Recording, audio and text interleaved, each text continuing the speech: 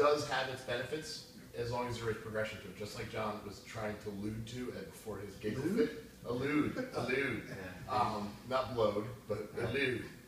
I actually advocate in the off season, like starting off with a 5x5, but not.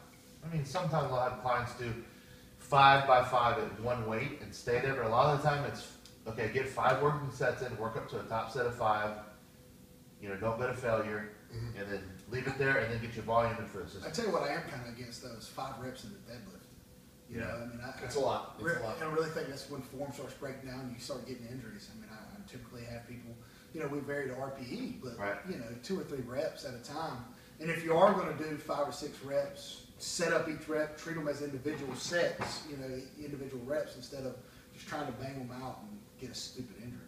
Not a true rest pause, but almost like a 5 to 6 second pause between each rep. Yeah. I mean, treat them as singles, as one set of 5 singles as opposed to just 5 reps. That's good. So to answer your question, good. It just depends on the context of what you're doing, what your goals are, and when your deloads are, how your assistance volume looks. That's another big one, and what your assistance is. Again, it's kind of open up a can of worms, but it can work well. What is considered overtraining? Again, opening up another can of worms. This one I may disagree. You guys may disagree with me to some degree. It's going to vary on your skill level and your strength level.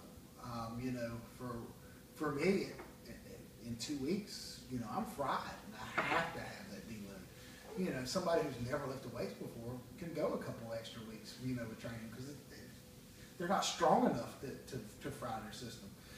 So it kind of varies, but I mean, overtraining to me is 20 sets of the bench press, whether it's variations or what. You did 10 sets of flat bench and then 10 more sets of incline, and then that's to me, you can do that a week here, a week there, but if you're doing that 2 times a week, week in and week out, and that's what you see the typical gym rat doing and having no real set structure or plan. What do you think? What's considered overtraining? I mean, overtraining is overstimulating the nervous system. I mean, some people think that it doesn't exist. They think that it's a cop-out. I completely disagree.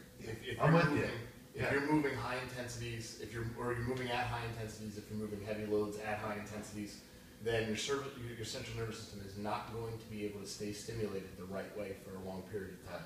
I agree. I definitely believe that overtraining is overused. Yes. Because a lot of people use that as a cop-out more because, they're sore. Well, guess what? Training, you're going to be sore sometimes. You may not be sore other times. Right. As long as you have some type of structure and you know that your volume's not going to be super high, that when you are hitting a high intensity, you're not hitting a super high volume at the same time with that.